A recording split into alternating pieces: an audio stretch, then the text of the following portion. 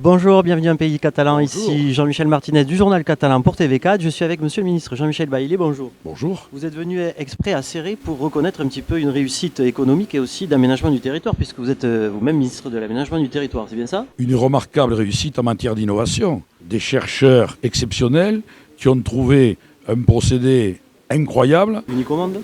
unique au monde, qui fait que le vin ne peut plus être bouchonné. Si on achète leurs bouchons. Du coup, ils en vendent par an 1,7 milliard. Et je crois qu'ils vont dévorer tout le marché. Donc, nous devons souligner combien il y a dans ce pays des femmes et des hommes ambitieux, créatifs, qui savent aller de l'avant et qui innovent de manière vraiment qui est digne d'éloge. Et sans l'intervention de l'État, en plus, ça risquait de partir de l'autre côté de la Ensuite, frontière. nous sommes effectivement dans l'aménagement du territoire, parce que Serré n'est quand même pas la plus grande métropole de la région. Nous sommes tout près de la frontière espagnole.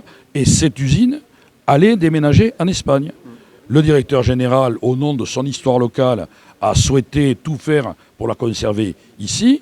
Et il est allé voir les collectivités et l'État. Et là, nous sommes dans la main dans la main, communauté de communes, département, région, État, mon ministère et la prise d'aménagement du territoire, nous avons réussi à réunir les financements nécessaires et même indispensables pour que non seulement cette usine perdure ici, mais regardez cette magnifique réalisation d'une modernité tout à fait exceptionnelle. Bravo. Et vous avez entendu un petit peu le cri des Catalans par rapport au réaménagement des régions, justement, parce que l'Occitanie, nous, on ne se sent pas trop concernés. Ça, c'était vous savez, dans la vie démocratique, sur le territoire de cette belle République qu'est la France, il y a Vous naturellement... n'étiez pas très pour au départ au niveau de ce Je réaménagement. suis en train de vous répondre.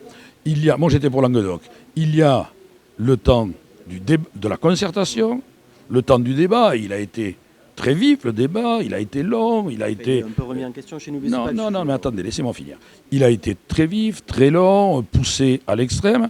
Il y a ensuite le temps de la décision, c'est le vote, il y a eu un vote. Et puis il y a eu un deuxième vote de la région qui a retenu l'appellation qui avait été choisie par le plus grand nombre des habitants de la région. À partir du moment, en démocratie, où le vote a eu lieu, où le choix est fait, eh bien, on accepte le verdict. Autrement, c'est une autre forme de régime politique. Moi, vous avez réussi à le faire, je ne sais pas si nous on arrivera à le faire. Moi, je ne vous le cache pas, j'avais voté Languedoc, parce que je considère que l'histoire de cette région, c'est l'histoire du Languedoc. Les états généraux du Languedoc étaient à Toulouse, et c'est ainsi. Bon, c'est Occitanie, et bien voilà, c'est comme ça. Il n'y avait pas Catalogne non plus dans le Languedoc aussi, je vous le rappelle. Jean-Michel, je vous remercie, on a le même prénom, vous avez remarqué, oui. on a un point commun. Donc vous êtes un type très bien. Vous auriez pas un journal par hasard, ça vous en ferait deux? Merci à vous.